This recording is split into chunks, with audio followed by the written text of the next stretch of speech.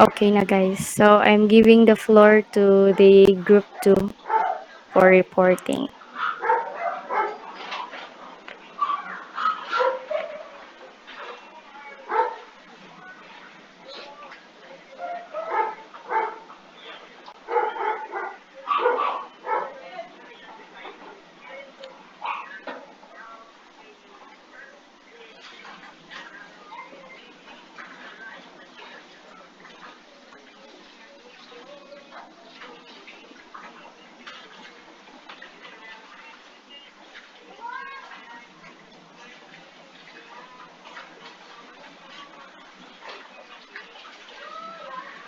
Naka-off mic ulit.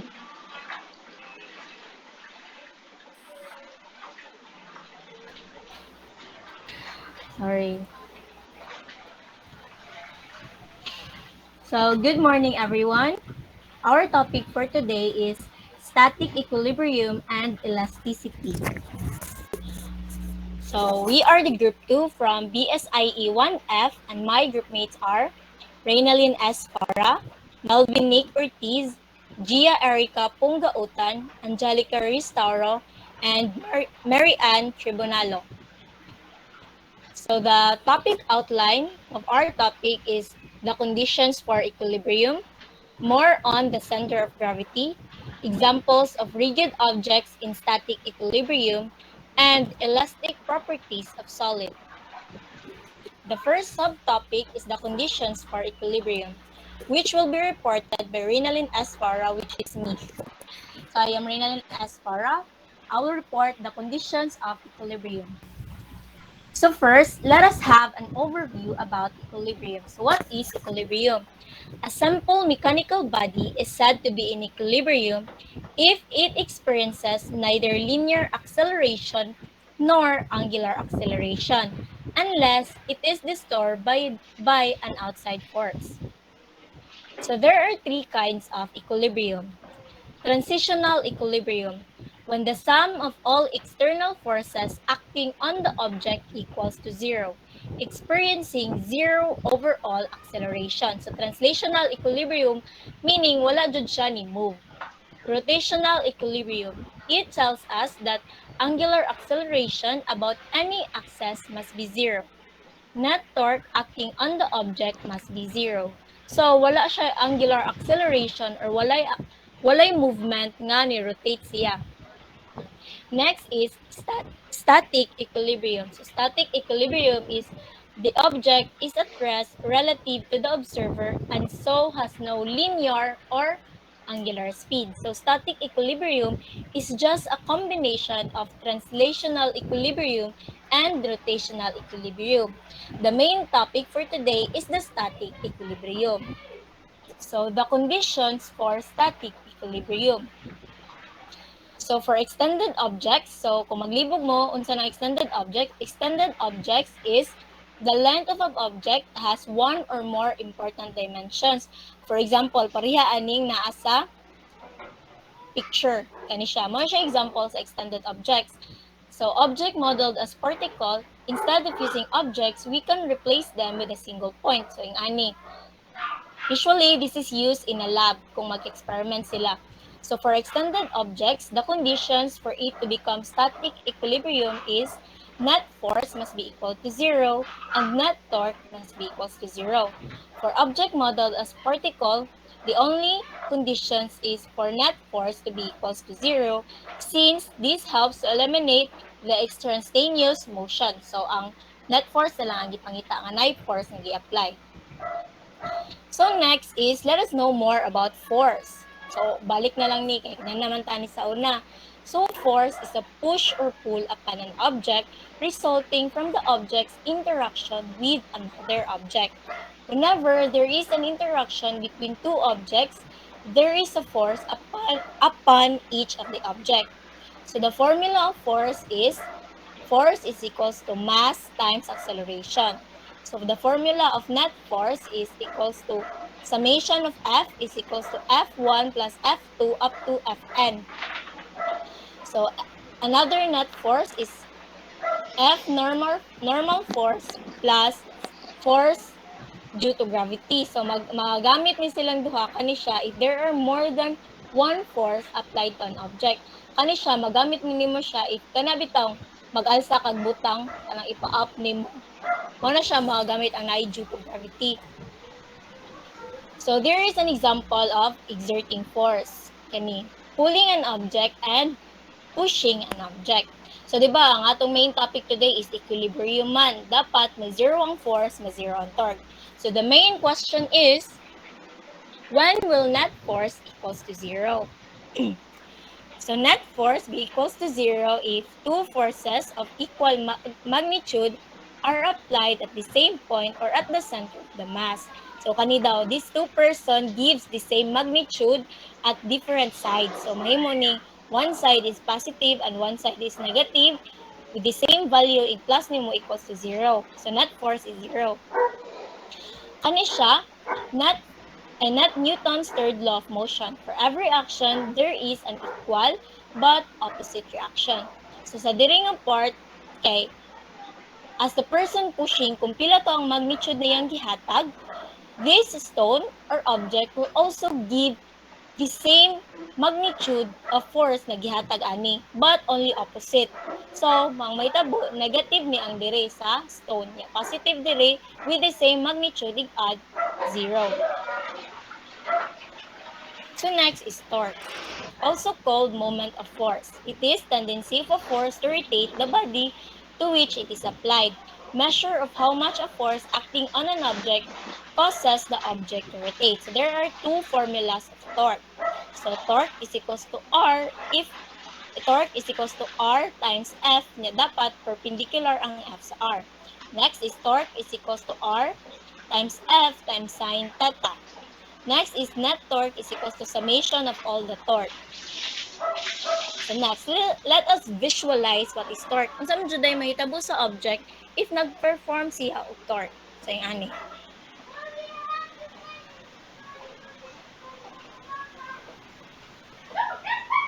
Ani siya, the hand ang nihatag og force. So pag hatag na tong force, mura siya ni-rotate, diba? Paana. So mao na siya torque. Next is perpendicular and not perpendicular. Di ba we have two formulas of torque? So for perpendicular, di ba mao man ni atong x-axis, mao ni atong x-axis. Kanini siya kanang itong iyana sa guard. Mao ni atong x-axis or ang length. Ya, mao ni ang pivot point or kung asa siya mo rotate, mo ra siya ga-hold. So sig apply sa force kani perpendicular. So perpendicular ha kanang mo kuan siya, mo form siya square diri. Meaning align ni cross diri ang force ba. If ang force is perpendicular, ang formula nga imong gamitan is T is equals to R perpendicular to F. Then next, if dili siya perpendicular, like for example, ani, di ba ana man ang perpendicular niya, instead, paana siya, paana, or unsa man nga angle niyong ganahan. So, ang gamiton na niya is torque is equals to R times F sine theta. So, actually, kani siya nga formula is magamit ra na gyapon sa perpendicular. Makuha na siya sine 90 since 90 degrees man ang perpendicular and sine 90 is equals to 1. So R times F times 1 the same ra gihapon. So next is when will torque equals to 0 in force is perpendicular. So kani siya mo na example of torque. Diri magamit sa nato diri ang katong formula nga kanang net torque, diba? Duha man siya ka torque ang gi-apply diri nga side or diri nga side. So, when will torque equals to 0? Ma-0 daw ang torque if ang mass na nasa each side sa torque or ang give of force diri is the same. Next is, torque equals to 0, force is perpendicular. Ma-0 daw na siya if ang each side kay naay nag-ali nga barrel with the same length. So, magamit nato diri gyapon ang third law of motion. So kung unsa man tong force nga gi-give diri sa gravity ug sa mass ani nga seesaw is the same sad na ihatag i-exert nga force ani nga barrel which is negative lang, negative positive zero gyapon. So each side sa diri negative positive sa ni 0 0 ra. So next is what if lahi-lahi daw og kuan, lahi-lahi og mass ang nadiri nga side o ang nadiri nga side. Unsaon man nimo? So di ba ang formula sa torque is ni R is equals to R times F niya. Dapat perpendicular gani, perpendicular man ni naman diri ang force. So para makuha na nato, di ba, nailaing torque diri, nasa ilaing torque diri, gihatag na nga ang mass is 50 ay 5. Manam ning 50 n na diri because di ba pila may gravity na to 9.8 nya times the mass 5 nya gikuan lang ni nila gi round up para 10 times 5 50 nya ang unknown ang length ani unknown ang length sa x axis is equals to 4 centimeters which is the length times 10 times 9.8 gihapon gi-round up nila 100. So 4 times 100 is equals to 400 divided by 50 each side para mabili na lang ang r, makancel ni kani ma-divide ng 50 is equals to 8. So meaning ang diri nga side dapat 8 cm ang kalayo niya gikan sa pivot point para ma-equilibrium siya sa diri nga side para ma-zero ang torque. So next, when will torque equals to 0 in force is not perpendicular. Not perpendicular niya, perpendicular matong ganina. So in not perpendicular daw, so ang ma-zero siya if sine is equals to 0. Ay if theta is equals to 0. If not diri gi-exert ang force. So ato ra maning mga common sense sad kay if i-push nimo diri ang kaning object, katong ni ana sa guard, if i-push nimo diri mo tuyok dai nga naman diri pivot point. Diba? E diri nga side 180 daw mo zero siya in a 180 nga angle. So diri mura ra siya bali sa kani, bali ra siya sa 0. So next is i-apply nato ang conditions of equilibrium in rigid objects. Atong mga na-learn, i-apply nato sa rigid objects. Sorry mo ko giubo. So ato siyang i-form into exercises. So choose the correct statement with regard to this situation daw. Diba? Unsa may naa nato, ato sang i-identify unsa nato natay isa ka force. Now, unsa gito yung need para ma-zero ang force? It has to be nasa siya dapat force nga paana. Nasa dapat mo kontra para positive, negative. Diba? Since wala man, so meaning force is not equals to 0. Then ang torque, diba naraman tayo isa ka force ya, ang torque kay need man sa tuglaing nga force, diba, para mo di siya mutuyok. So ang tendency ani kani siya mutuyok ni siya pa diri nga side. Padiri. Tuyok siya paana. So meaning torque is not equals to 0. So unsa man day answer ani? Answer is D. The object is neither force nor torque equilibrium. So next, unsa may naa nato, identify nato sa nato natay duha ka force. Nice. O, natay duha ka force. Ma-zero ang force. Yes, because na siya nagbali-bali siya. So meaning force is equals to 0. Karon ang question ang torque. Is torque equals to 0? So di ba need ra man to natong force. Pero dapat nato ma-remember na ang diri nga side is mas dako kaysa diri nga side. And this is the same force. Pareha ni siya. Kita. So pareha ni siya force. So meaning ang tendency ani apply na to force kis mas bugat man diri, mutuyok ni siya pa diri. Ka, nakagets mo sa logic? So meaning torque is not equals to 0. Equals din ni diri. Force is equals to 0 but torque is not equals to 0. So the answer is the objects in force in equilibrium but not in torque equilibrium. Next is kani. Net force is assumed to be 0. So 0 na daw ni daan kani siya. Na-cancel na sa kani ang kani, na-cancel na ang kani sa kani. Then, so force is equals to 0 na. Then, di ba, diri nga side kay ma-zero ni ang torque.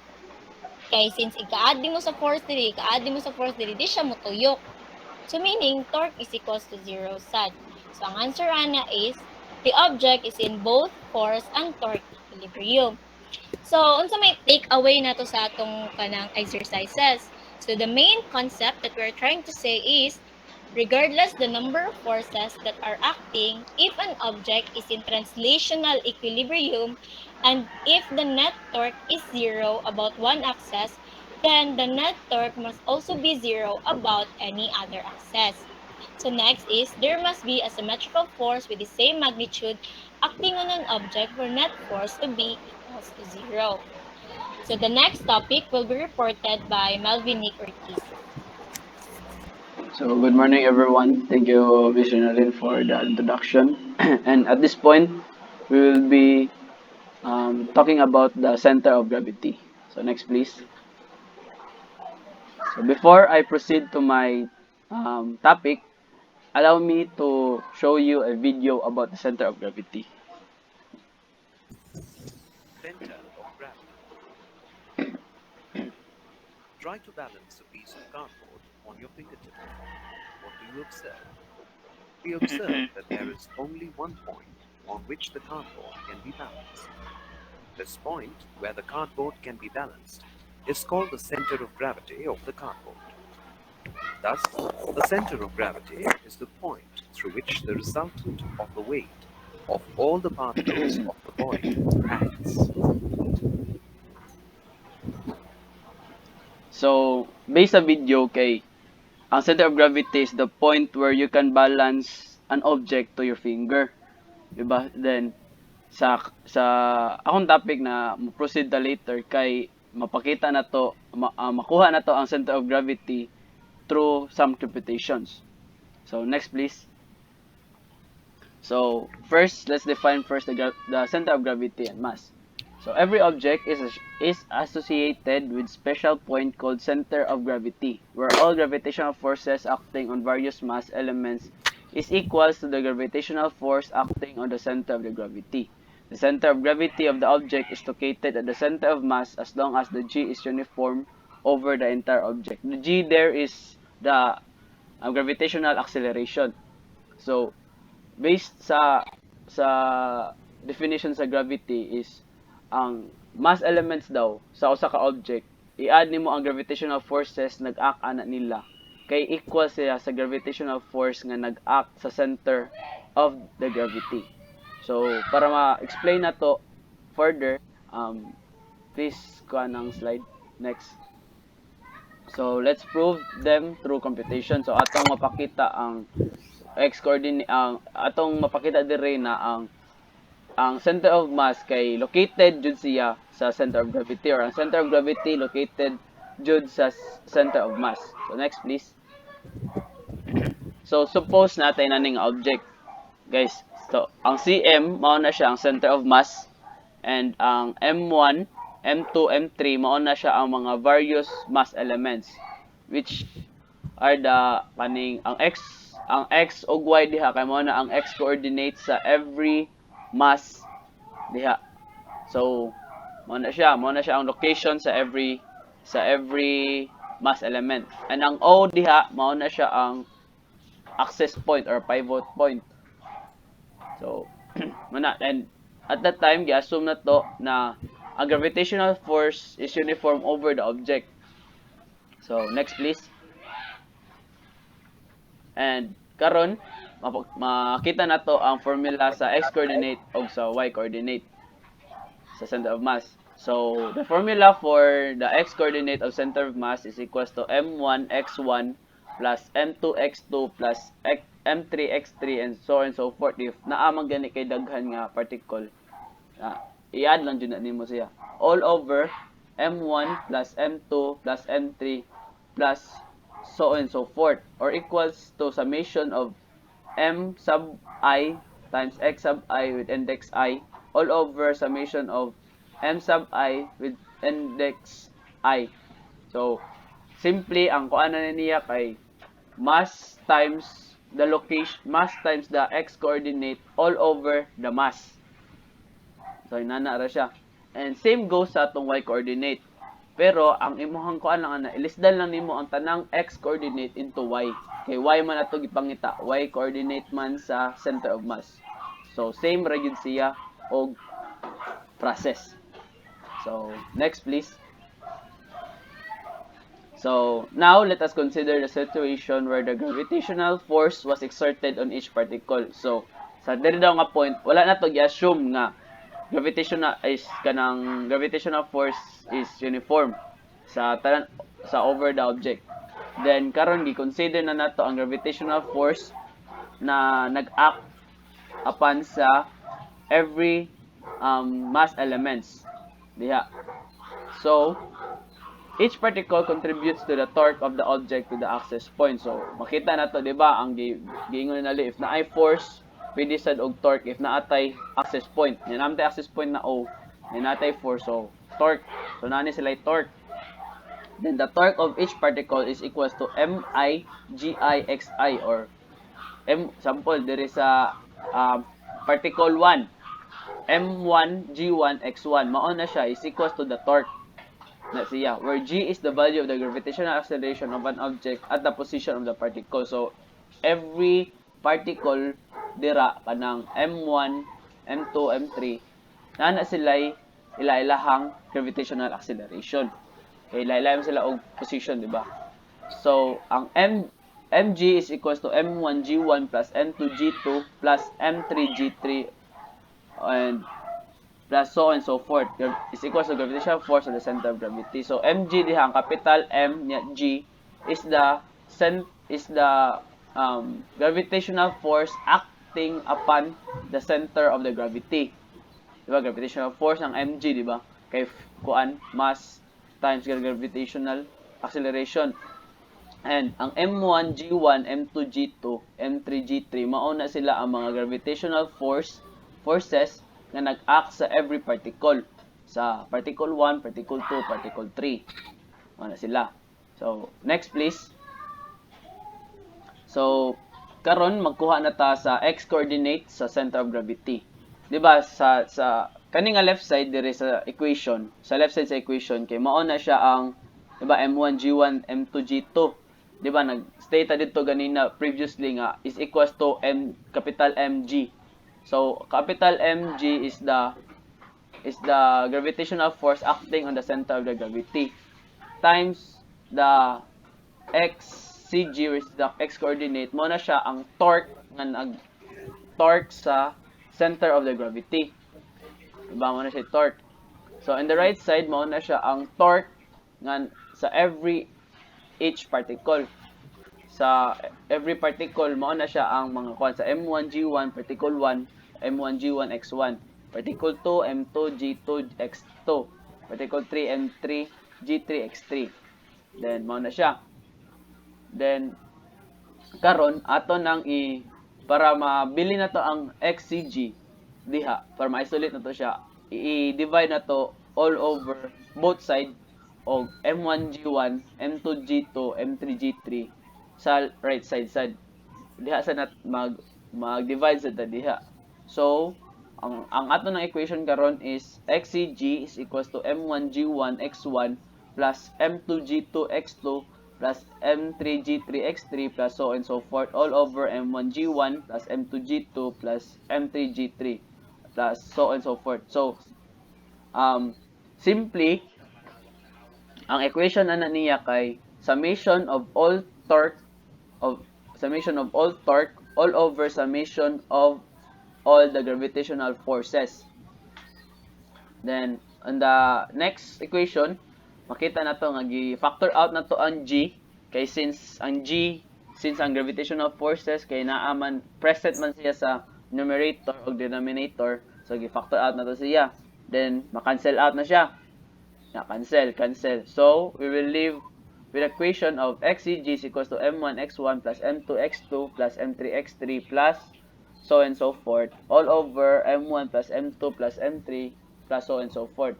So, familiar naman ni, di ba? Familiar naman ni nga, kuan. So, mo-proceed sa ta. So, next please. So, ang y-coordinate of the center of the gravity is the same. The same ra ang process sa pagkuha nato sa x-coordinate sa center of gravity. I-list down lang nato ang x to y into y. Kay y-coordinate naman itong gipangita.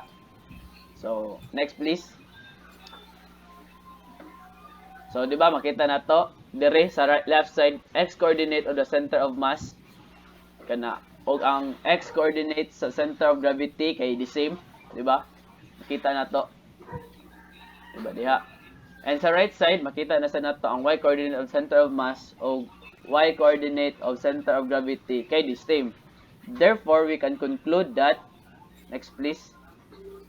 Therefore, we can conclude that x coordinate of center of gravity is equals to the x coordinate of center of mass, and y coordinate of center of gravity is equals to y coordinate of center of mass, di ba? So diha ta maka ingon nga ang center of gravity and center of mass is the same. Is ay located ang center of gravity sa center of mass. And remind you guys na ang center of gravity is not always at the center of an object. Magdepende na siya sa shape, sa forces nga nag-act sa usa ka object o sa torque nga nag-act sa diha nga object. So let's not assume na ang tanang object there is a world kay kuan. Yan ang naa siya sa center sa usa ka object. So, the next presenter will be Gia Punggautan.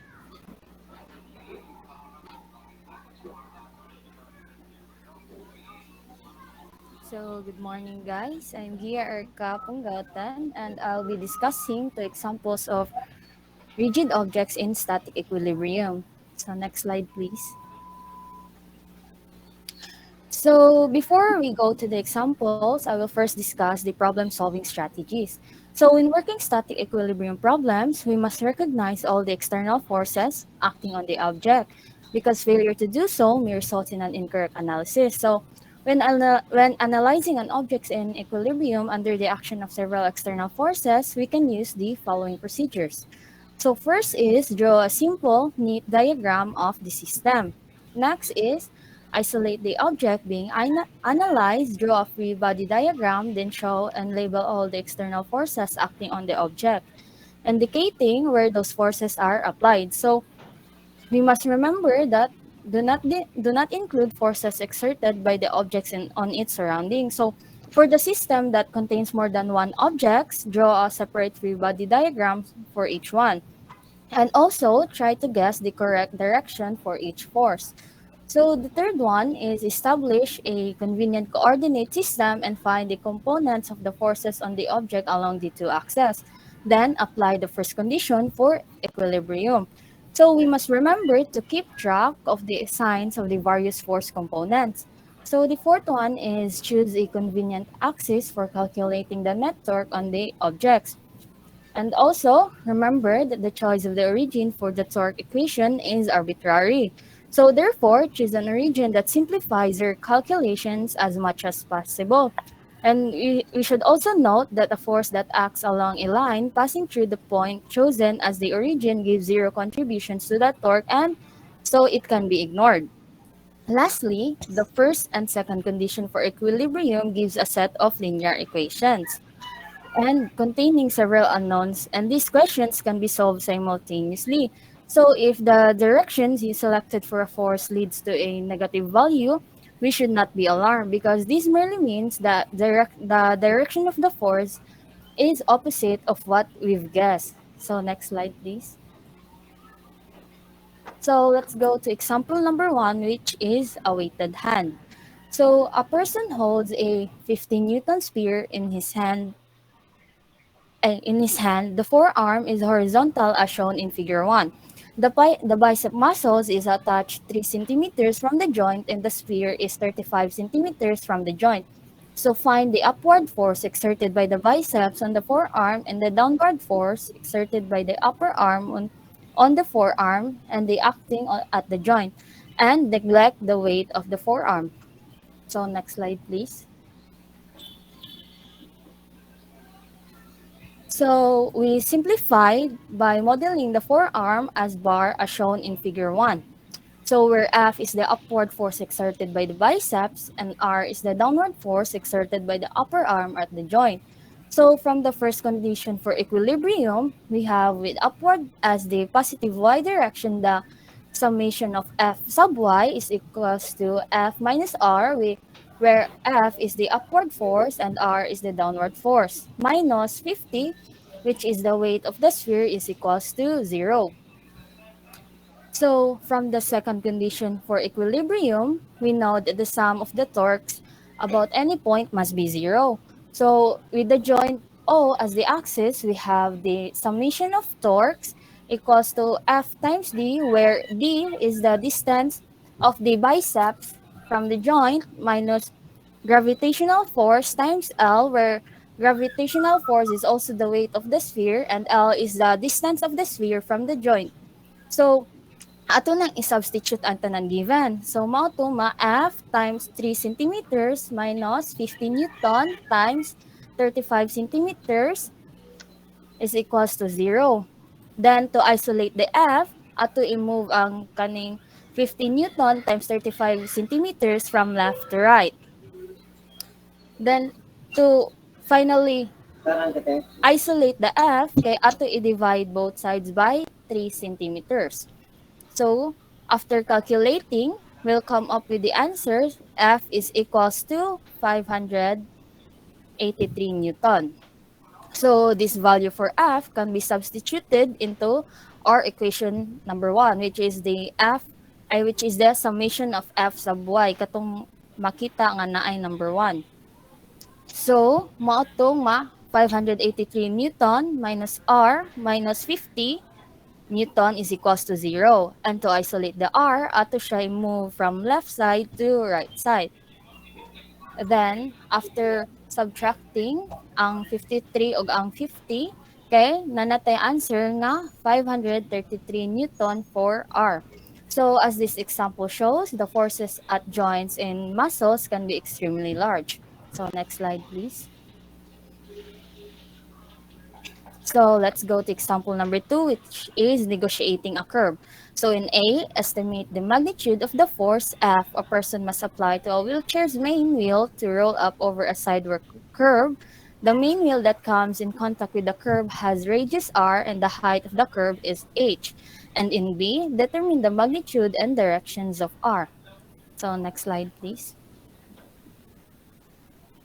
So, karon kay mag-solve na ta sa A. So, normally, a person's hand supplies the required force to slightly smaller wheel that is concentric with the main wheel. So, for simplicity, we assume that the radius of the smaller wheel is the same as the radius of the main wheel. So, sa given DI, kay ang gravitational force kay combined weight sa person o sa wheelchair, ang R kay ang wheel radius, then ang H kay ang curb height, and ang kaning W kay ang weight na masuportaan sa wheels. So in figure 1.b nga makita sa ubos kanang ligid kay shows the geometry for a single wheel. So when the wheel is just about to be raised from the street, the reaction force exerted by the ground on the wheel at point B goes to 0. So from the triangle shown in 1.b, the triangle OAC,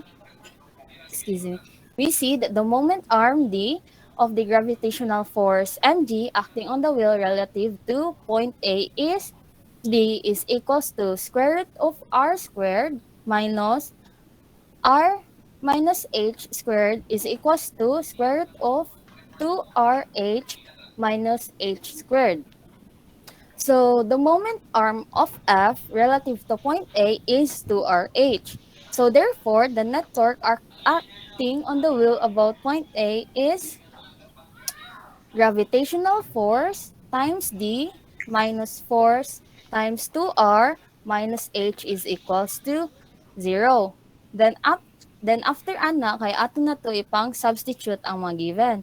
So makuha na siya gravitational force times the square root of 2RH minus H squared minus F times 2R minus H is equals to 0. Then, para ma-isolate na to ang F, kaya ato siya i-move from left side to right side. So, mo tong atong equation kay ma-F times 2RH minus H na siya. Then, ato i-divide both side by 2R minus H para ma-cancel out na to ang 2RH nga tapad sa F. So, after atong pag-cancel out, kay atong equation kay ma-F is equals to gravitational force times the square root of 2RH minus H squared over 2R minus H na siya. Then, ato na to ipang substitute ang katong given. So, F is equals to 700 Newton times square root of 2 times 0.3 meters times 0.1 meters minus 0.1 meters squared over 2 times 0.3 meters minus 0.1 meters. And by the way guys, if nagwonder mo nga no, ang R ug ang H na to ni kalit lang siya decimals na kay ato di gi-convert ang centimeters to meters. Then sa physics di ay kay need day nato magamit og SI units. So after calculating the equation of F, okay, we'll come up with the answer. F is equals to 3 times 10 squared Newton. So next slide please. So ato nang i-solve ang B, which is to determine the magnitude and directions of R. So we use the first condition for equilibrium to determine the direction. So the summation of F sub x is equals to F minus R cosine theta is equals to 0. And then the summation of F sub y is equals to R sine theta minus gravitational force is equals to 0. Then para ma-isolate nato ang R cosine sa kaning F sub x, kay ato siya i-move from left side to right side. And sa F sub y, kay ang ato ding i-move ani dili ang sine theta kundi ang gravitational force from left side to right side. Then then ang ato ding buhaton kay ang second equation kay i-divide nato by the first equation. So in trigonometry, if sine over cosine, kaya ang identity niya mahimo ng tangent. So moto ang sa ubos nahimo na siyang tangent theta. Then ang nahibili na lang kay ang gravitational force over force. So after that, ato na to ipang substitute ang given. So 700 Newton for gravitational force and 300 for force. Then after, ato i-simplify ang atong 700 over 300. And since naman sila common factor nga 100, mato na 7/3 na lang sila. Then, ato i-divide both sides by tan to isolate the theta. And since lisod man siya i-solve if ang tan kay denominator, so ato i-exponential form ang tan. So mahimo siyang arctan. So ang atong equation kay mahimo na siyang theta is equals to arctan of 7/3. So after calculating, we'll come up with the answer. Theta is equals to 66.8 degrees. So mao na ang direction sa atong R.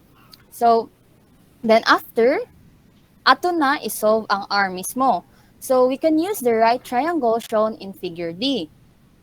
So di ba sa trigonometry, sa Pythagorean theorem di ay, kay ang iyang formula kay c squared is equals to a squared plus b squared. Then, para ma-isolate na to ang c, kay ato siya i-square root both side. Then, maka-cancel out ang squared o ang square root sa c. So, mausa din ni ang nahitabo diri sa atong equation for r. Then, after ana, kay ato na i-substitute ang katong given na sad. So, r is equals to square root of 700 squared plus 300 squared. And after calculating, kay nanay answer nga R is equals to 761.6 Newton. So that's all for the examples. And the next presenter will be Miss Angelica and Miss Mary Ann. Thank you. So, good morning everyone. My name is Angelica Siris Tauro, and I am going to report about elastic properties of solids. So, next slide please. So, in reality, kay all objects are deformable.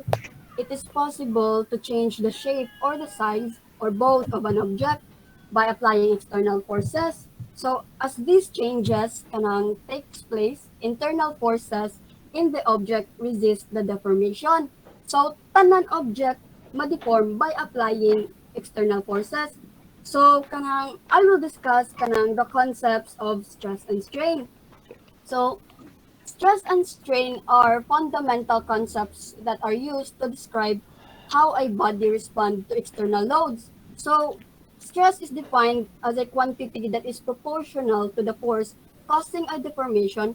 More specifically, stress is the external force acting on an object per unit cross-sectional area. So, basically, if you apply force to an object, it will deform. So the symbol of stress is sigma equals to force per unit area. Mao na siya ang iyahang tawag na formula. So, strain is the result of stress, which is measure of the degree of deformation. So, something which is kanang being stressed kay mag-change siya og shape sa. So, ang strain tells us how much something changes shape compared to its original length. So, ang formula sa strain is epsilon is equal to delta L or change in length over kanang original length. So, mo na yung formula. So, it is found that for sufficiently small stresses, strain is proportional to stress. The constant of proportionality depends on the material being deformed and on the nature of the deformation. We call this proportionality constant the elastic modulus. Next slide, please. So, there are two types of stress, the normal stress and the shear stress. So, normal stress is kanang na siya two types pod, which is the tensile stress o compressive stress. So, when a force acts perpendicular to the surface of an object, it exerts kanang a normal stress. Mo na siya. Kita mo aning kanang sa tawag naka-shade na part sa kaning normal stress. Kana if ang force gali kay ang arrow niya kay naka-point ga siya downwards, kanang padung siya sa katong surface niya, meaning kay pagamay ang object na imuhang gikuan. So meaning compressive stress siya since pa-compress man siya, while if kanang ang arrow niya kay padung babaw, padung siya babaw ang arrow sa force kay pa-extend siya. So meaning tensile stress siya kay padung man siya taas, na stress siya ang kanang object. While shear stress is kanang the other type of stress. So, when a force acts parallel to the surface of an object, it exerts a shear stress. So, if the force shear the body in the opposite direction, it is called shear stress. Basta paana siya parallel ang arrow padung dito, ang arrow padung dito. So, next slide please.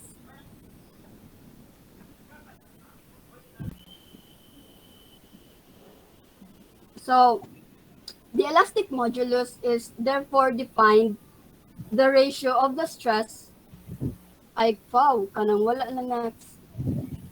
Ano next na or sa ako aram.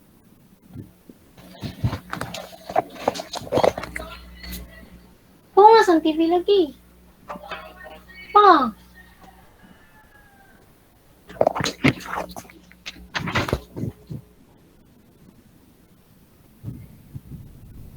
So, the elastic modulus is therefore defined as the ratio of the stress to the resulting strain. In general, relates what is done to a solid object or a force is applied to how the object responds. So, elastic modulus is equals to stress over strain. So, next please. So, we consider three types of deformation, defining elastic modulus for each. So, the first one is Young's modulus. The second one is shear modulus. The second is bulk modulus. Next slide, please. So, Young's modulus or the elasticity in length. Young's modulus used a numerical constant. It was named for the 18th century English physician and physicist Thomas Young. It describes the elastic properties of solid undergoing tension or compression in only one direction. So, look at the first figure sa. So, kanang Li galing nga na ay gamay diya. That is the actual length of the kanang object or the bar dira. So, while the delta L is the change in length, while the F is the force exerted by the object under tension, and A is the actual cross-sectional area. Kita ninyo dira sa figure. So, consider a long cross-sectional area and initial length. So, that is clamped in one end. When external force is applied perpendicular to the cross-section, internal forces in the bar resist distortion or ikakuha mo, mas stretch siya. But the bar reaches an equilibrium situation in which its final length is said to be stressed. Ay final length is greater than kanang the initial length. So, when the external force is exactly balanced na siya by internal forces. Kay in such situation, the bar is kanang said to be stressed lagi. So, we define the kanang tensile stress as the ratio of the internal force. So, the tensile strain is in this case is defined as the ratio of the change in length to the original length. We define Young's modulus by the combination of these two ratios. That's why mauna ang formula sa kuan Young's modulus di kanang kaban una karon ang mao ni siya ang formula sa kanang strain o ang kaning delta L og over kanang initial length mao na siya ang formula sa strain. So kanang makita ninyo sa next kanang kuan kaning graph diri. So kita mo ang elastic behavior. So kana siya mao na siya ang kanang di stress na-apply na kag stress na stretch na siya. So kana siya kay kuan na siya linear straight line ra na siya. But once gali na may elastic limit ang kanang kuan ma-stretch nimo ang sa kabutang. Once gali malapas ka sa elastic limit, ang kana nga object kay kuan siya ma-bend or malahi ang forma dili na siya straight line. But mo apply pa jud ka og force ni ka na nimo niya maabot siya sa breaking point which is maputol siya. So kana siya once maabot gali ka sa malapas gali ka sa elastic limit or sa kanang plastic nga part kay kana siya kay permanent na siya nga ma-distort dili na siya mabalik sa iyang original. While kung di ka malapas sa elastic limit kay kana inig ka kuan kanang kuan gani mo kanang wala na ang force ba ikabuhi nimo sa kanang kuan imong di kanang stretch kay mabalik sa iyang original jud nga length. So next slide please. So example kanang kuan problem. Calculate Young's modulus for the material of the bar shown below. The bar has an initial length of 400 millimeters and is measured to extend by 0.22 millimeters under a tensile load of 75,000 Newton. When the force is released, the bar returns to its original length. The bar has the rectangular cross-section shown at the right. Next slide, please. So, as you can see, niana siya diri nga, when the force is released, the bar returns to its original length. So, meaning, nara siya sa elastic area, kay wala man siya na-exceed sa iyang kuan, elastic limit. So the given are kanang 20 by 25. A is equals to 20 by 25. Force is equals to 75,000 Newton. Of change in length is equals to 0.22 millimeter. Of the initial length is equals to 400.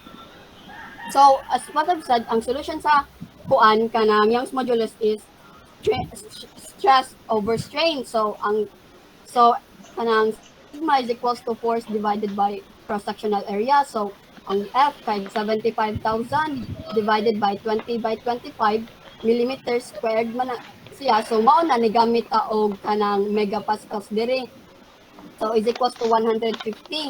While the kanang strain is equals to changing length divided by kanang initial length. So, ang changing length niya diri kay 0.22, dayon ang initial length is equals to 400. So, kanang strain is equal to 0.00055. So, Young's modulus is equals to strain over strain. Stress over strain. So, E is equals to 150 over 0.00055. So, since nagamit man taog megapascals diri mo na nagamit sa taong megapascals diri 272727, while kung ganahan ka mahimo na siyang gigapascals imo na siya round off. So the answer is 273 gigapascals. Next slide please. So shear modulus or elasticity of shape. So shear modulus tells us how effectively a body will resist the forces applied to change its shape. When a shear force is applied on a body which results in its lateral deformation, the elastic coefficient is called the shear modulus of elasticity. It measures the rigidity of a body. Conceptually, it is the ratio of shear stress to shear strain in a body. So, example sa, makakita mo ani nga libro. Example, mao ni siya ang table, ako ang kamot. Awa kung mo exert ko og force, ako ni siya i-push diri na ana ang iyahang kanang shape na ana gali. So meaning nalahi ang shape niya.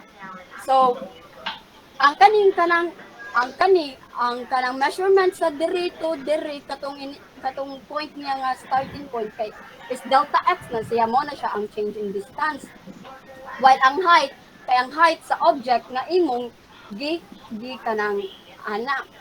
Dayon kanang makadepend ang kuan ang size sa kanang kuan change in distance niya silbi kay mas dako jud if dako sa dang height sa imong object kay mas maana man siya. So mao na siya ang pasabot sa kaning picture dire sa number sa kanang duha na picture. So ang formula niya is shear modulus is equals to shear stress over shear strain. Next slide please. So example kay I think square plate of dimensions 80 centimeters by 80 centimeters by 0.5 centimeters fixed vertical on one of its smaller surfaces. It is subjected to a shearing force of 2.8 by 104 Newton at the top. The top surface of tube is displaced through 0.16 millimeter with respect to the bottom surface. Find the shear modulus of elasticity of the material. So ang given niya kay force is equal to 2.8 times 10 to the power of 4 Newton. Then x is equal to 0.16 millimeter is equal or kanang i-change na nimo siya into meter kay may equal na siya og 0.16 times Sudsudpon. 10 to the power of negative 3 meter. Ano pa ganyan? L is equal to 0.8 meter.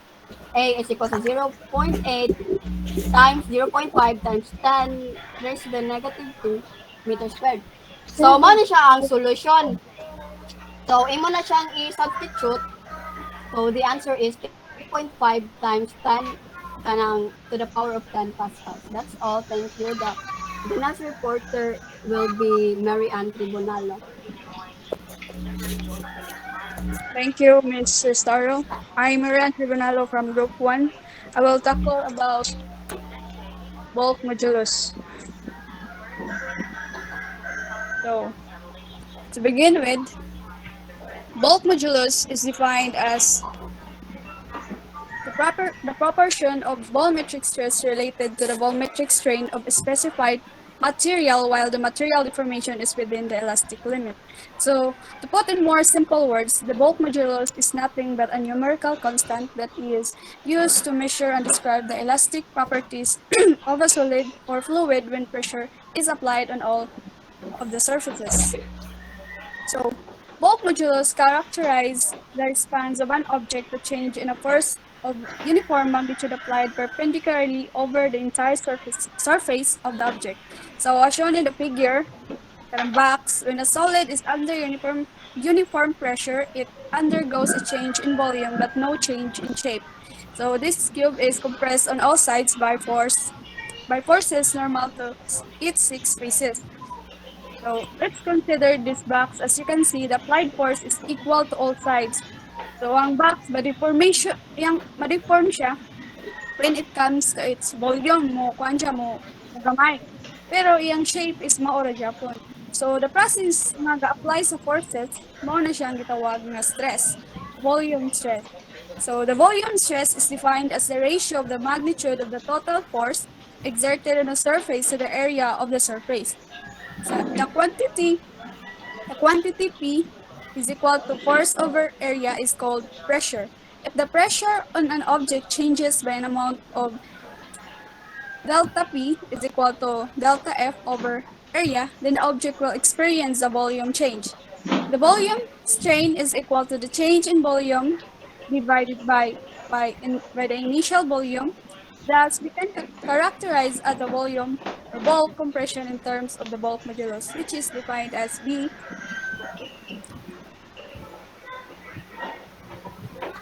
volume strain delta force over delta volume equals divide the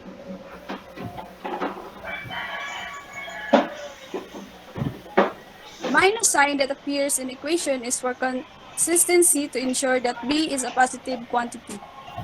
So note that the minus sign is necessary because an increase of change in pressure always causes a decrease in change in volume. And a decrease in change in volume is a negative quantity. The reciprocal of a bulk modulus is called compressibility. So next slide, please.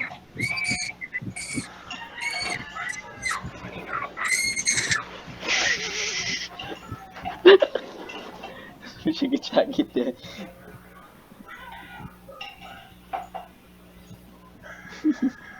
So sorry kayo, saba kayo.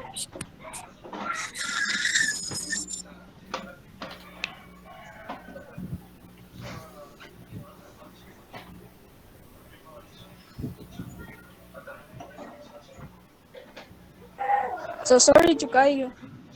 The term compressibility is used in relation to fluids. Compressibility describes the change in the volume of a fluid per unit increase in pressure. Fluids characterized by a large compressibility are relatively easy to compress. So next slide, next slide. Go coffee. So here is the example of bulk modulus. Sige naman. A Madali solid lang. brass sphere is initially surrounded by air and the air pressure exerted on it is 1.0 times 10 to the power of 5 Newton per square meter. The sphere is lowered into the ocean to depth where the pressure is 2.0 times 10 to the power of 7 Newton per square meter. The volume of the sphere in air is 0.50 meter cube. So by how much does the volume change once the sphere is submerged? So from the definition of bulk modulus, we have B is equal to negative change of pressure over change of volume divided by initial volume. So ang gipangita man is volume. So ang gamito nato nga formula is volume, delta volume is equal to negative initial volume times change in pressure over bulk. So ato i-substitute ang given. So volume is equal to negative 0.50 cube, which is the initial volume, times 2.0 times 10 to the power of 7 Newton per square meter minus 1.0 times 10 to the power of 5 Newton per square meter divided by 6.1 times 10 to the power of 10 Newton per square meter. So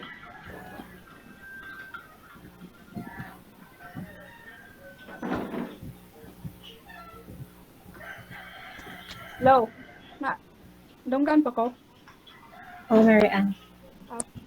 So it's equals, volume is equal to negative 1.6 times 10 to the power of negative 4 meter cube. So next slide, please. Pre-stressed concrete. Pre-stressed concrete is concrete that is placed under a compressive load to give it a specific advantage or other forms of concrete. So ang main purpose ana niya is to eliminate the tensile stress that can occur on a concrete beam, thus making it less likely to fail in service. So if the stress on a solid object exceeds a certain value, the object fractures. The maximum stress that can be applied before fractures occurs depends on the nature of the material and on the type of applied stress. So for example, concrete has a tensile strength of about 2 minus 10 to the power of 6 Newton per square meter, a compressive strength of 20 minus 10 to the power of 6 Newton per square meter, and a shear strength of 2 minus 10 to the power of 6 Newton per meter squared. So if the applied stress exceeds these values, the concrete will fractures. So it is common practice to use a large safety factors to prevent failure in concrete structures. So as shown in the figure below, figure A, a concrete slab with no reinforcement tends to crack under a heavy load. So concrete is normally very brittle when it casts in these sections. Thus, concrete slabs tend to sag and crack at unsupported areas. So the slab can be strengthened by the use of steel rods to reinforce the concrete and illustrated in the figure B. So because concrete is much stronger under compression or what we call squeezing than under tension or stitching or shear. Ay, taba. Vertical columns of concrete can support very heavy loads, whereas horizontal beams of concrete tend to sag and crack. So kanang steel reinforcing rod mo, kuan din na siya kung sa Binisaya pa mo na siya ang kabilya. So, however, a significant increase in shear strength is achieved if the reinforced concrete is pre-stressed. So, as shown in figure C, as the concrete is being poured, the steel rods are held under tension by external forces. The external forces are released after the concrete cures.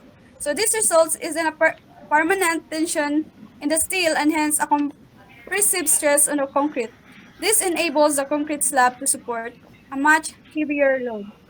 So, that would be all. Thank you. Sinsya na kay saba kay sa mua. Nag-wild akong manghud. So if you want to know more about our topic, this is our references. And thank you for listening.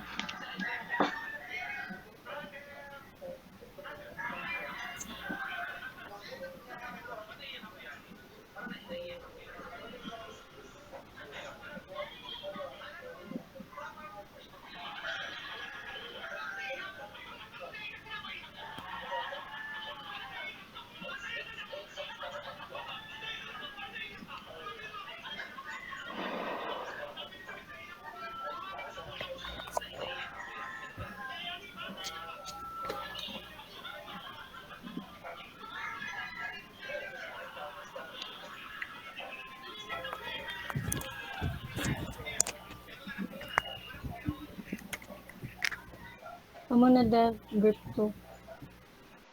Sige, wait sa.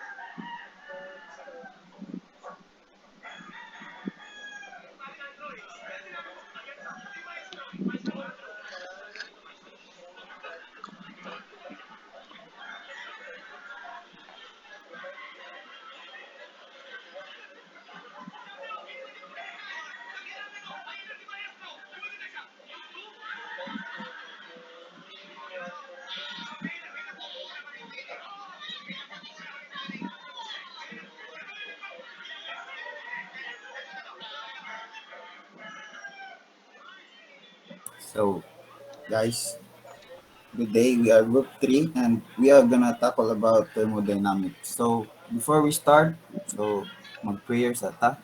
So, let me call on Jen D. Carisosa to lead the prayer. Let us put ourselves on the way.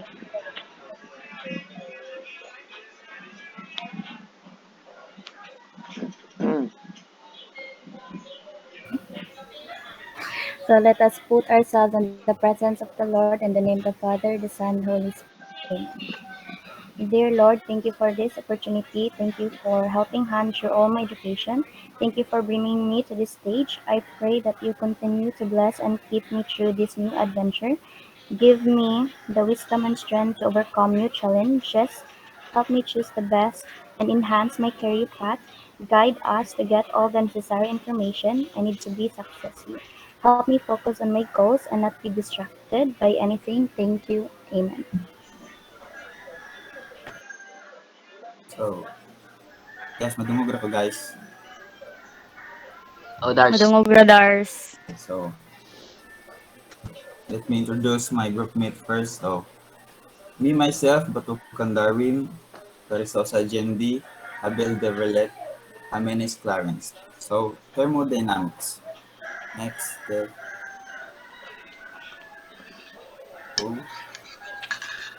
thermodynamics is the study of the interrelation between heat, work, and internal energy of a system and its interaction with its environment. So, example systems, gas in a container, magnetization and demagnetization, charging and discharging a battery, chemical reactions, thermocouple operation. Next, Dev. So, thermodynamic states. State variable describe the state of a system at time t, but it does not reveal how the system was put into that state. Example of state variables. Wait, guys, sa bating iro, guys.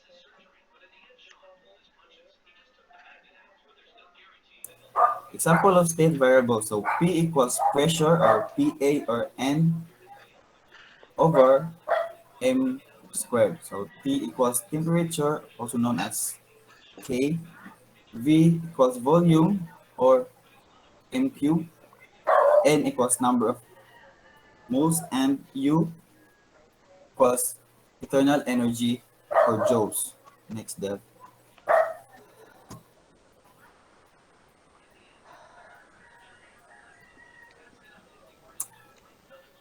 Next na, Dev.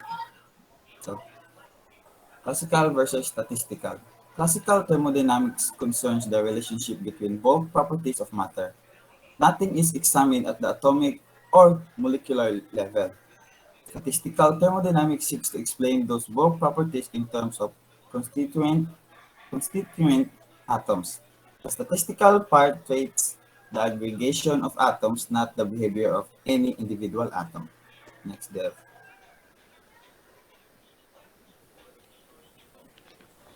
So, the British scientist and author C.P. Snow had excellent way of remembering the three laws. So first, you cannot win. That is, you cannot get something for nothing because matter and energy are conserved. Second, you cannot break even. You cannot return to the same energy state because there's always an increase in disorder. Entropy always increases. Third, you cannot get out of the game because absolute zero is unattainable. Next, Dev. So, that's me, Matukan Darwin. So, next. So, I'm the one to report the first law of thermodynamics. So, first, nami video ipakita.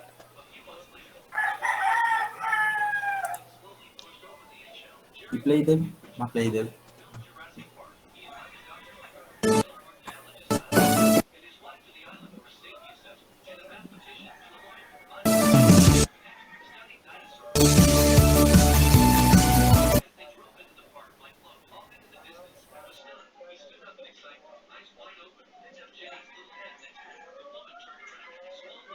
Bear with me guys, kay medyo loading gid siya.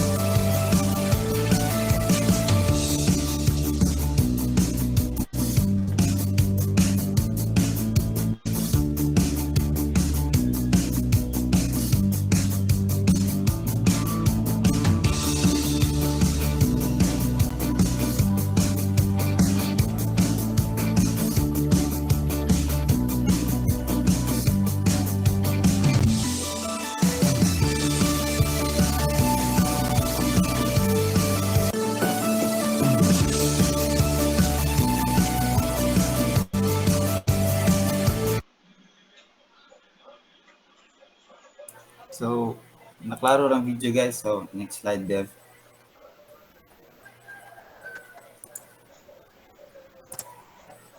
So, the first law of thermodynamics states that heat is a form of energy, and thermodynamic processes are therefore subject to the principle of conservation of energy.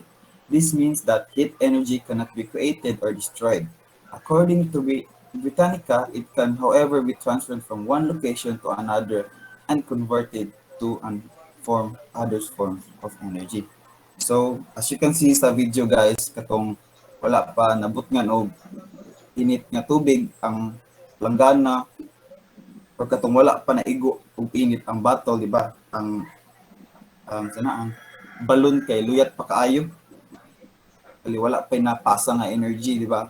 So pero katong nabot nga na og init na tubig ang planggana or naigo nag init tubig ang katong bottle, so niburot ang balon. So naay nabuhat may energy gikan sa heat. So bali ang heat murag transfer nga energy sa balloon. So next slide. So another example, one naay kanang, for example, coal. So ang coal, like imong may boiler, imong butang dito ang coal, so imong pakuyuhon ang coal, so mao na siya ang heat energy. So ang sulod sa boiler na ay tubig. So ang coal, heat energy, mo transfer sa water. Ang water may mo steam. So, next, and the steam mo transfer sa turbine. That can, mo na gitawag nga mechanical energy. So, and then, sunod sa turbine, mo rotate sa generator, which convert to electrical energy. So, bali, nag-work ang tanan dahil sa heat. So, in short, in any case, heat is so very essential kayo. So, next, sign convention for the law. First law of thermodynamics. So, quantity definition. Q. Heat flows into system. So, Q is atom heat. So, W, work done on the system. So delta U, internal energy change. So meaning of positive sign, heat flows into the system. Surrounding do positive work in the system, internal energy increases. So meaning of negative sign, heat flows out of the system. Surrounding do negative work on the system. System does positive work on the surroundings. Internal energy decreases. Next, Dev.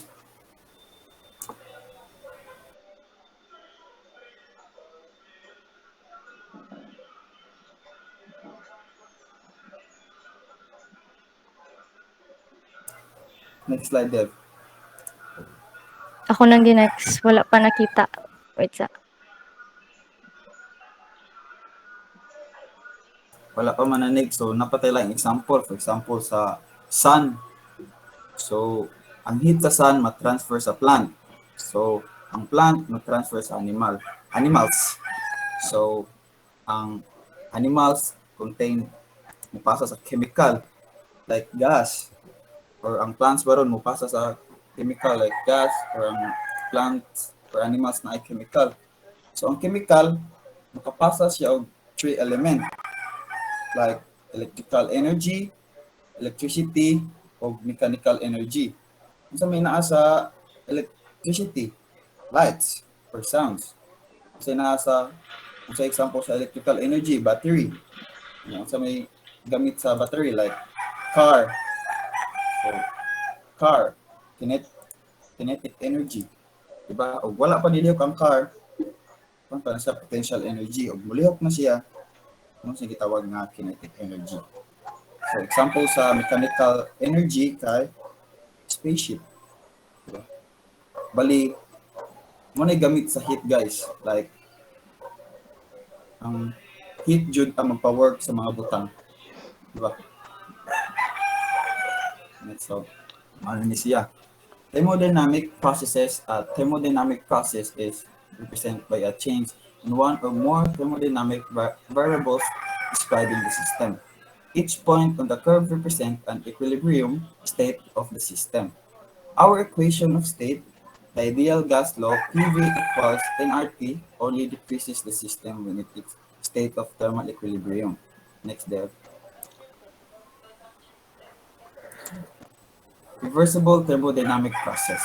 For a process to be reversible, each point on the curve must represent an equilibrium state of the system. The ideal gas law PV equals nRT does not describe the system, which is not in a state of thermal equilibrium. Next, Dev.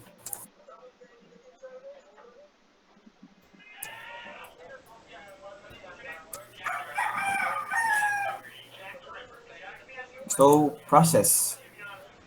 Constant temperature, constant pressure, constant volume, no heat flow. Name, isothermal, isobaric, isochoric, adiabatic. So, on the condition, T equals constant, P equals constant, V equals constant, Q equals 0. So, consequences. For an ideal gas, delta U equals 0. So, W equals negative P delta V. Work equals 0. Delta U equals heat. So, delta U equals work. Next, Dev.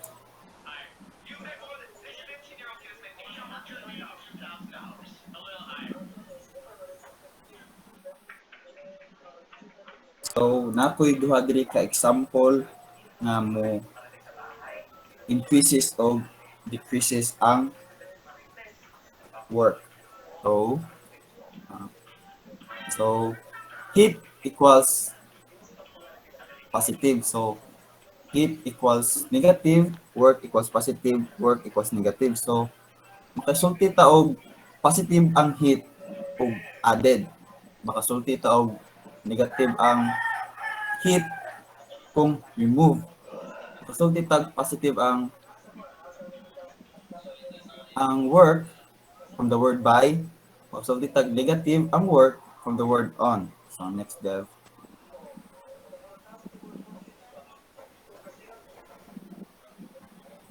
So, let me read the question first, guys. So, calculate the change in the internal energy of a system of 300 joules of heat energy is added to it, and if the system performs 200 joules of work. So, mo na itong formula sa delta U equals heat negative work. So, atong heat. So, nganong na positive man ang 300 joules? So, from the word, heat energy is added. So, added. So, positive. So, na positive atong 300. So, atong work. So, positive 200 joules. So, nganong na positive man ang work? So work is done by the system. So, mo na positive ang 200. So, copy the formula. So, delta U equals, open parenthesis, positive 300 joules, close parenthesis, negative, then open parenthesis na po, positive 200 joules, na close parenthesis. So, mo ni ang answer, guys. Delta U equals positive 100 joules. So, increase siya og 100. Next, Dev. So, mao ni example sa decrease. So, determine the change on the internal energy of a system. If 700 joules of heat energy were removed from it, and if 400 joules of work was done on the system. So, mao gyapon, delta U equals heat negative work. So, atong heat is equals negative 700 joules. So, nganong na negative man ang 700? So, from the word heat, energy were removed. From the word remove. So, negative atong 700 joules. So, niya atong work equals negative 400. So, nganong na negative man? From the word on. So, work is done on the system. So, muna negative atong 400. So, delta U equals, open parenthesis na pod, negative 700, close na pod, then negative, open, negative 400, then close na pod. So, equals negative 700, then mag-change siya. May mo siya ang 400 ma-positive. Then, ang answer kay delta U equals negative 300. So, ni-decrease siya og 300. So, mo to ang example sa increase og ang decrease. Next. So, the second law is reported by So, good morning, everyone. I, Jendi Seha Karsasa, will be talking about the second law of thermodynamics. The next slide, please. The next slide. Here are the example experiments of the second law of thermodynamics.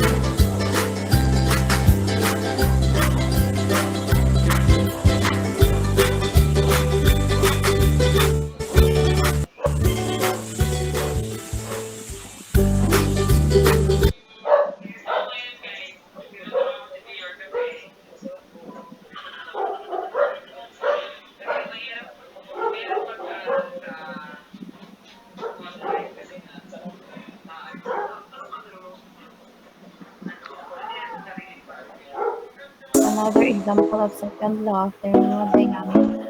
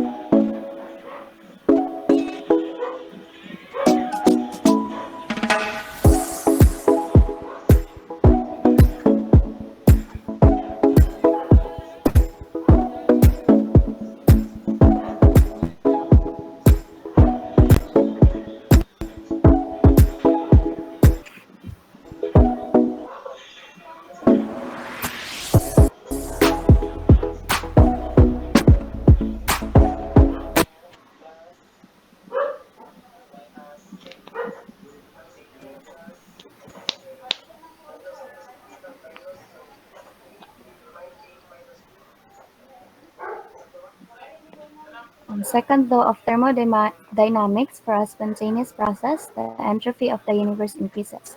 The second law of thermodynamics can be stated in any of three synonyms ways. For example, for a spontaneous process, the entropy of the universe increases. For a spontaneous process, delta S universe is greater than zero. For a spontaneous process, delta S system plus delta S surroundings is greater than zero. Next slide, please.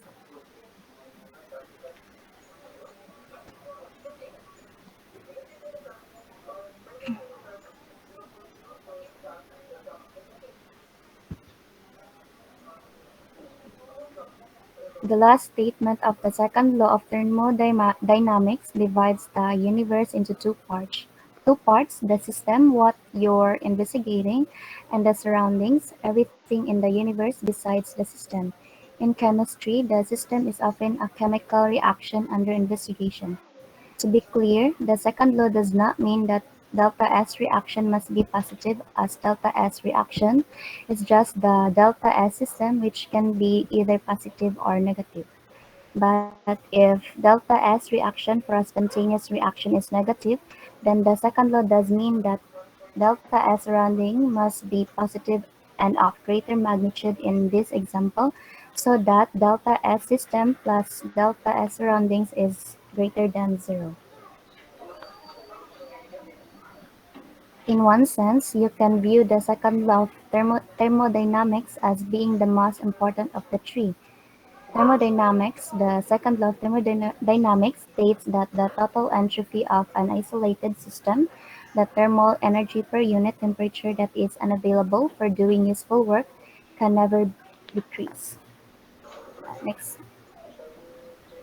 So second law of thermodynamics, we have here the T1 which is hot and then T2 which is cold. So delta S is equal to entropy is equal to delta Q over T.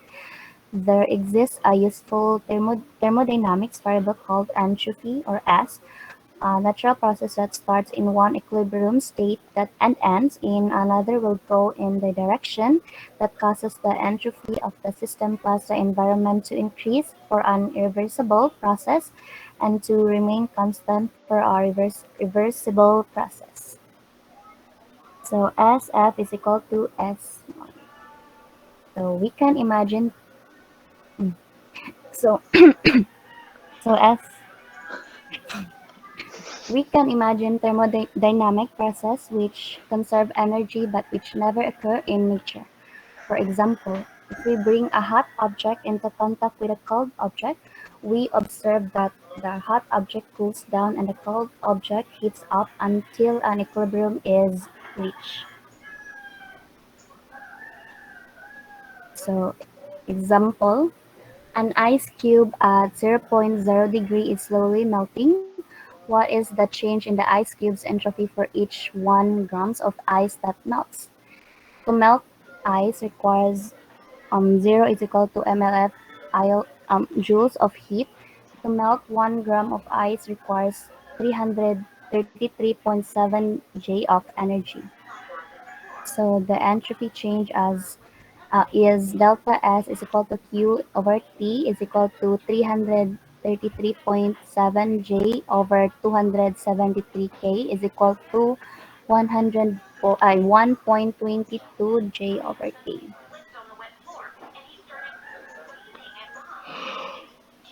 So next presenter. So good morning, everyone. I am Habel Deverlet, and I'm going to report about the third law of thermodynamics or the absolute zero. So, kaya pa ba ang tanan? Wala pa ba ta na information overload or naon sa bata diha? So, padayon ta. So, no system can reach absolute zero. So, this is one reason we use the Kelvin temperature scale. Not only is the internal energy proportional to the temperature, but you never have to worry about dividing by zero in an equation. So, diri guys, favorite ni nato siya nga part. There is no formula associated with the third law of thermodynamics. So, magdiwang tayong lahat kay wala tay formula for the third law of thermodynamics. So, the third law of thermodynamics states that as temperature approaches absolute zero, the entropy of a system approaches a constant minimum. Nasabtan ra ba? So, to know more, unsa day ang entropy? So, what is entropy? So, entropy, it is the measure of disorder and randomness of a system. So, here it is in the picture na low entropy and high entropy. So, kung wala pa jud punta naka-absorb of what is entropy, so we will have an example. So, for better illustration, take for example the bottle of carbonated drink. So, guys, unsa man inyong favorite soft drinks. So, mamili tato sa pinaka-famous. So, okay ang napilian nato kay ang Coke. So, kinsa pa man diri wala ka kita og kainom og Coke? Isa. So, kita tanan. So, of course, kita tanan nakakita, nakainom, og nakagunit sa bottle of Coke. So, in the second picture, as a person that is full of curiosity, di ba kita mo sa second pic og giunsa na niya guys? Wala raw ta nang hilabot ang Coke, pero gi-shake sa tawo. Di ba ato man yung i-shake ang bottle of Coke? I know some of us are guilty in doing that, diri. So, tug-an na mo guys, char. Bisan unsaon pa taog ingon nga dili, kay mobuto lagi na according sa mga tawo sa atong palibot, pero sakto kayo sila. Did you ta maminaw until we reach this age and we are going to find out the explanation behind this. So, next. So after you shake it, you can see the bubbles forming at the top of the surface when you open it. So unsay mahitabo guys kung imong gi-shake niya after shaking imong giable. So of course, kita ka sa picture, sa second picture, look at them. The children are very enjoyed when they shake and they see the soda explodes and forms a lot of bubbles, and that is called entropy. So mana siya entropy guys. So we are already doing it, pero wa ta kabalo nga mao day tawag ani niya. Again, this is called entropy, and we are even applying it without knowing that there is a right term for it. So guys, ila-ila mo ni siya ang entropy. So next is kani. How to know if it is high entropy or low entropy. So the bottle of Coke at rest, which is in the first picture, has a very low entropy. But the moment you shake it, you have introduced kinetic energy on the molecules inside the bottle. So increasing the disorder and randomness of the molecules. So kita mo ganiha sa low entropy, gatapad ang mga molecules. So once you shake it, sa ikaduha nga picture, gabulag-bulag ang molecules, which is high ang iyahang entropy. So after discussing the entropy, let's go through the third law. Third law states that when a pure crystal is cooled, approaching absolute zero, it becomes highly organized, or entropy approaches to zero. So, so this is the specific heat capacity. So with any substance with temperature greater than absolute zero must have a positive entropy. So it also indicates that a material or substance requires a certain amount of energy to raise its temperature. So mahibaw-an nato nga ang entropy mas dako sa absolute zero, di na nakabakahibalo nga ang usa ka substance has a positive entropy. So this is called the specific heat capacity. So it is the energy requirement of 1 kilograms substance to raise its temperature by 1 Kelvin. It also indicates that a material, kani, substance requires a certain amount to raise. So this is the illustration that the energy requirement of 1 kilogram substance to raise its temperature. So equal ni silang daw 1 kilogram of ice cube will be equal to 1 Kelvin nga gitugnaon. So kung more example, so here it is. Kani. So for example, nakoy duha ka cup. I have a wooden cup and aluminum cup. So guys, do you agree that it will take more time to warm a wooden cup than aluminum cup? Anong mas dali man mainit ang aluminum kaysa sa wooden cup? So do you know the reason, guys? Alam ko na alam nyo. So here it is. Because aluminum is a better conductor of heat than wood, that is why mas dali mo init ang aluminum nga cup kaysa wooden cup. So to have the formula of the specific heat capacity, let's have delta Q equals mc delta T, wherein the delta Q is the change of energy lost or gained equals m will it is the mass. So C is the specific heat capacity and delta T is the change in temperature.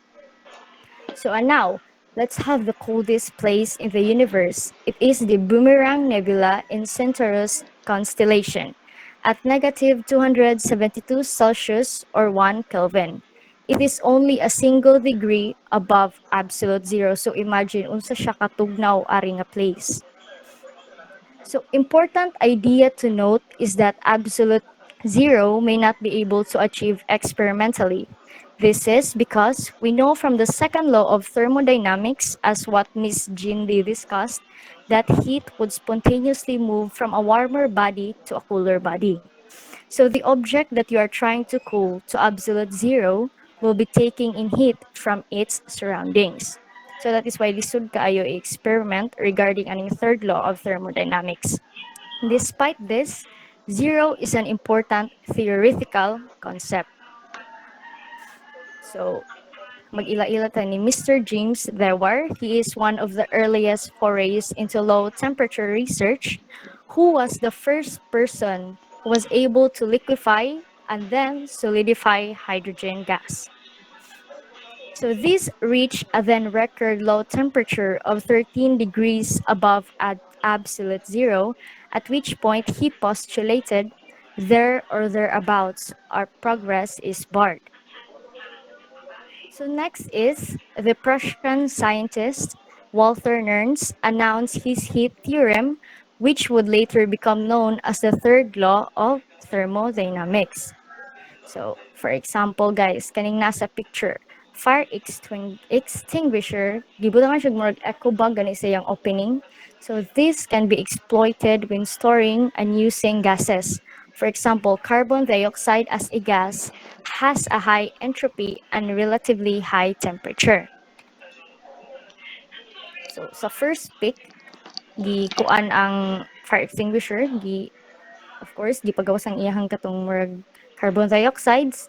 So after that, gikuan siya murag thermal scanner kung nagka-indicate siya nga yellow gani ang color, which indicates nga init kay na siya. Kung init siya, high iyang entropy. So we can reduce both by solidifying carbon dioxide into a snow-like consistency. By releasing the pressures, some of the liquid carbon dioxide vaporizes and causes a rapid temperature drop, and this extreme cold makes the substance solidify.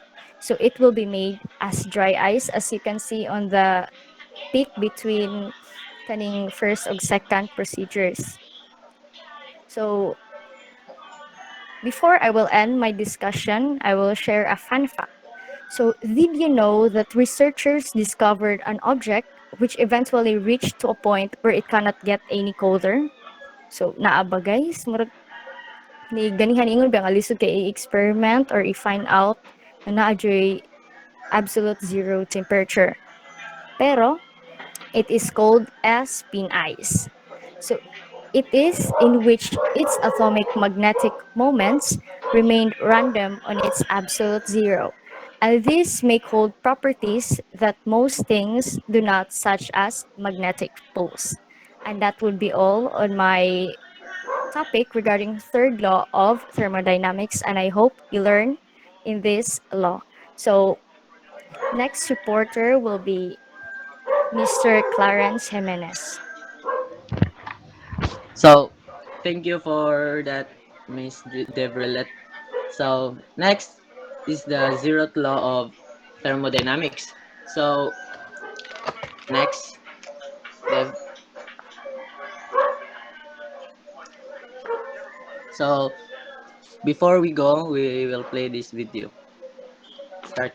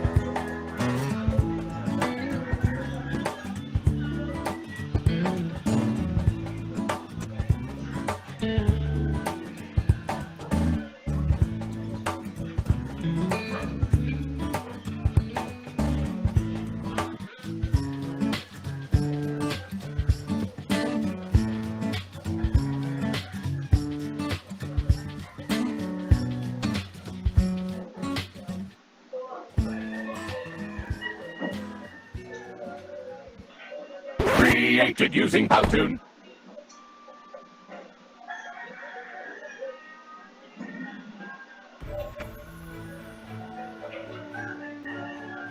The zeroth law of thermodynamics states that if two thermodynamic systems are each in thermal equilibrium with the third one, they are in thermal equilibrium with each other. And today I'll be explaining the concept of the zeroth law of thermodynamics through a simple experiment.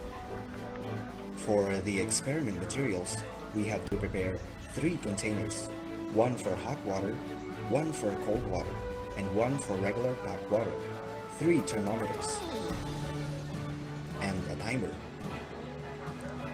Now let us fill the containers with water, hot water, cold water, and tap water. Immediately record the temperatures of the water on each container. The hot water had an initial temperature of 62.3 degrees Celsius. The cold water 6.6 degrees Celsius and 28.5 degrees Celsius for the tap water. Now let us place the cold and hot water containers in the container with regular tap water. Let us start the timer.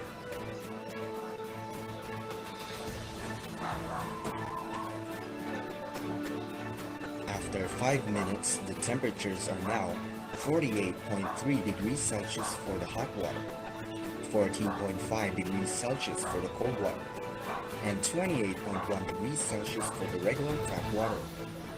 Based on our observation, the temperature of the hot water decreased from 62.3 degrees Celsius to 48.3 degrees Celsius, with delta T that is equal to 14 degrees Celsius. The cold water, on the other hand, had an increase of temperature from 6.6 degrees Celsius to 14.5 degrees Celsius, with delta T that is equal to 7.9 degrees Celsius, while the tap water changed in temperature from 28.5 to 28.1 degrees Celsius, with a very small value for delta T, which is just 0.4 degrees Celsius. The hot water showed a loss in heat energy, while the cold water showed a gain in heat energy. The tap water stayed the same with a very negligible temperature change. These changes in temperature explains that heat flows from a body with higher temperature to a body with lower temperature. After some time has passed, let us again record the temperature of the water inside the containers. The temperature of the water on all containers are now the same value, 28.3 degrees Celsius, achieving what is called as thermal equilibrium. This states that there is no more transfer of heat energy between these thermodynamic systems. But how did this happen, knowing that the hot and cold water containers are separate from each other? As we mentioned earlier, heat travels from a body with higher temperature to a body with a lower temperature. Given that the container with the hot water has a higher temperature, heat energy traveled from it to the tap water, which has a lower temperature, while the cold water has an even more lower temperature than the tap water. Heat energy traveled from the tap water to the cold water. This continuous process of heat transfer allowed the tap water to maintain its temperature with very little temperature fluctuations until thermal equilibrium is achieved.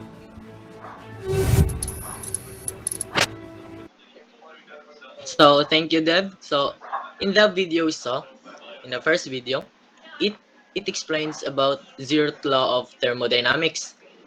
In the example given, so the milk with some heat energy, when a cup contacts to the spoon, it heat transfer. So then when the spoon cool, it gains heat energy, and now the spoon and the cup are now in thermal equilibrium. And when the spoon is contacted with the hot bread, they are now undergoing energy transfer.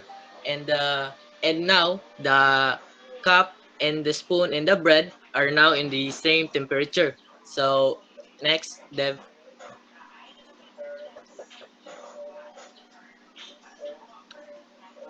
So before we go, The Ralph H. Fowler, he's the British physicist who first formulated and labeled the zeroth law of thermodynamics. So siya de ang nagmugna ani. So next.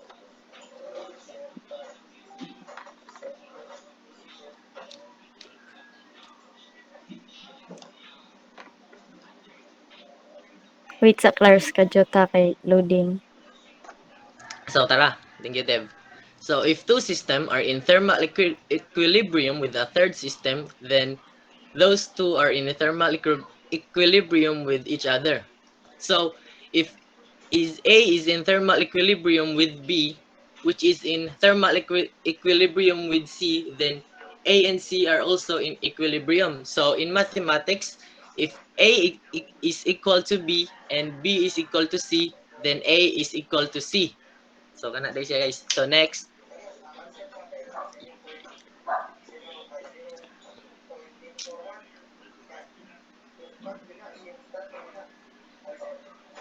So for example, so if you take a glass of ice water and a glass of hot water and place them on the kitchen countertop for a few hours, they will eventually reach thermal equilibrium with the room, with all three reaching the same temperature.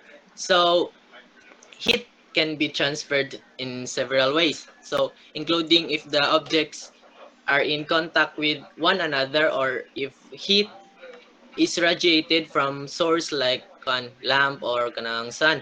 So the two objects, they can approach thermal equilibrium as the hotter object transfer heat to the colder one.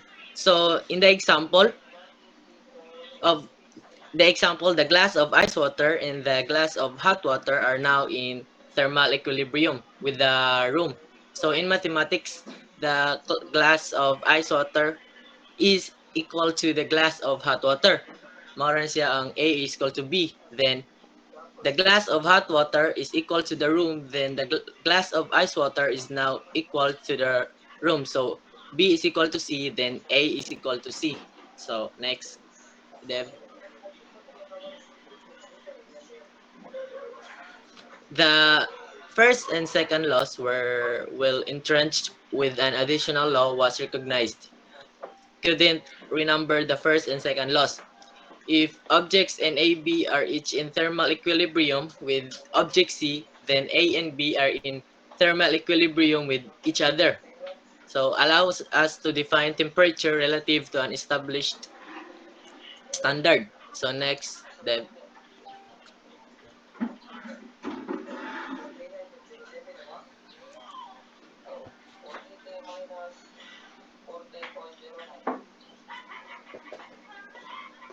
Wait lang Jud kay wala ni appear. Kira. So the picture showed thermodynamic equilibrium. So object number one. So kanang thermometer. When two objects are separately in thermodynamic equilibrium with a third object, they are in equilibrium with each other. So the thermometer may be the most sa object kay the thermometer may be the most well-known example of zeroth law in action. For example, kanang when you measure your room temperature, it is kung mugawa sa imong measurement is 28 degrees Celsius. So we can assume nga kanang ang sod sa imong room measures also nga degrees kanang 28 degrees Celsius because of the zeroth law of equilibrium. So mugawa siya nga same sila og temperature because sa kanang law. So next, the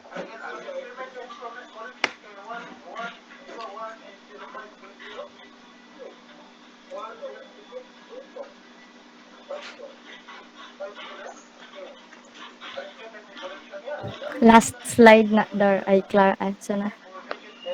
sige.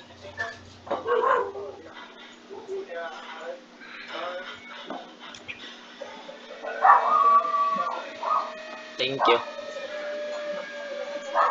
So that would be the report of Group 3 regarding the laws of thermodynamics. So thank you for listening, guys, and have a good day. And I'm also going to give the floor to the group 2 for the Q&A portion.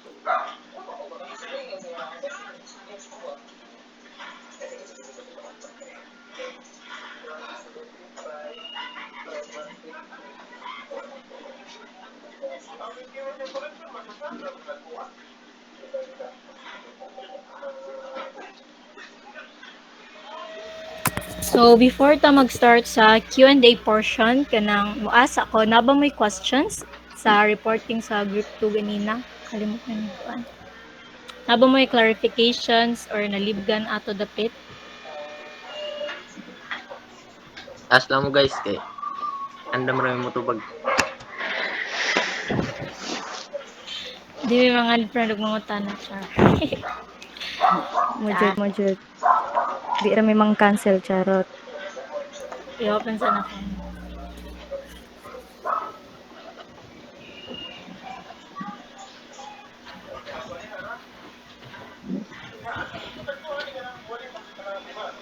So, since wala may nitingog, so wala ra duroy questions ang tanan.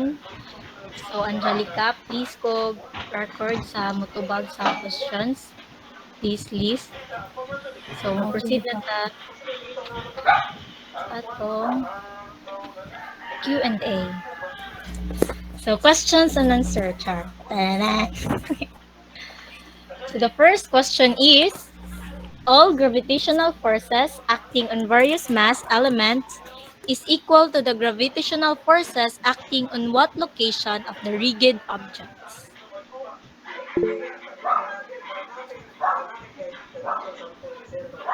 Di ko kakita sa ni Kuan. Kung naay Si ni... Rico J. Kunag. Okay, Reka J, please answer the question. Ano sa imong answer? Try lang the center of the gravity. The answer is correct. Center of gravity. Char, happy king hearing. Taray. So the next question is, in the equation of gravitational force, F is equals to mg, what is the g? So please, kung kisa to ni Race. Daghani sila kisa man una. Jamaica Maridura ng una. Okay, Jamaica, please answer the question. Gravitational acceleration. Correct. G is the acceleration due to gravity. Thank you. So the next question is, what are the two types of stress? Pow. Kinsa na? Una dili kay si Nicole Anis Lit. So please go, Nicole. Normal and shear stress. Correct. Normal and shear stress. Naminaw jud sila. So next question is, what happens when the stress exceeds the elastic limit? Giselle Federicos. Please go, Giselle. It can cause for the material to be distorted. Diba? Yes. Somewhat right. Na siya'y kulang idea. Naay backup answer dira ang uban. Crystalline Argente. Crystalline Argente, please go. Mabend siya or ma-deform. Correct. Mabend siya or ma-deform. Na siya'y kulang idea. Ito lang i-reveal. The object is permanently distorted and does not return to its original shape. So, sakto mo. Kulang na siya idea. Permanently. Okay, next question is, what are the three types of modulus elasticity? Joseph Montalvo. Please go, Joseph. Right, the three types of modulus of elasticity are Young's modulus, shear modulus, and bulk modulus. Correct. Young's modulus, shear modulus, and bulk modulus. So the next question is, it describes how a substance reacts when it is compressed uniformly.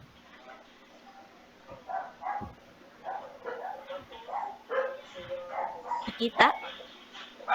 Wala pa may ni-raise hand. Ay, ni-raise hand. So, unsa man kaya? Try to guess lang. Reaction, it is compressed uniformly. Okay, kisa Si man na. Rico J. Okay, Rico J, twice na. We try lang. Record. Ay, karin. Okay. Compressibility. No. Dili siya compressibility. Next, kisa man na man. Wala man. Clue lang, clue. Kuan siya, type siya sa Young's modulus. Type siya sa katong modulus of elasticity. Dili Young's modulus ha. Type siya ato. Si Yes? Angelica Macasero. Yeah, please. Try lang. Kuan, ang bulk modulus or volume elasticity. Correct. Bulk modulus. Thank you. So the next question is, kani.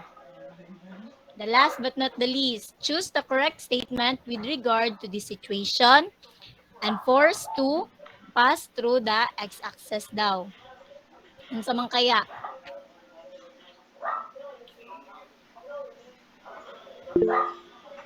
Si Vanessa Diaz. Vanessa Diaz. Yes, Vanessa? Try lang. Fine. B? D. The object is neither force nor torque equilibrium. No. X ni. Okay, isa pa man. Try to guess lang. B. B. Kinsa to? Ilista ha? Darwin. Kinsa to? Darwin. Ikaw ba sa Darwin? Oh. The object is in torque equilibrium but not in force equilibrium. Correct. Sa atong ikuan ron, pila ko daghan naglibugan na atong i-find out ngano. Nganong B ang answer. So F, atong i-find out. F. What do you think? Is F equals to 0 or not? Wala yung matubag. Not. Oh, not. Yes, sakto. Kaya nga naman, ano siya, makancel ang F1 sa F3. Pero na may F2. So not equals to 0. Then torque, equals to 0 or not? Nanadiri. In torque equilibrium. So meaning equals to 0 siya. Nga naman kaya, di ba, makuan man ni, naman ni makancel nga torque diri. Ang torque diri, makancel sa torque diri. Nya, napamantay force is sa F2. Nga naman na 0 ang F2. Because, gi-assume man nato na F2 pass through the x-axis. Unsa gito nga formula? Torque is equals to RF sine 180. theta. Yan, unsa may sine, ay unsa may theta diri, theta is either equals to 0 or 180. Since ni pass through man siya sa x-axis niya, pilag ito'y torque if ni pass through sa 0 or 180 degrees, it is 0. So torque is 0. The answer is letter B. The object is in torque equilibrium but not force equilibrium. So that is our last questions. Thank you sa mga ni-participate. I will give the floor to the group 3 for their Q&A portion. Thank you. It's up. Okay, out.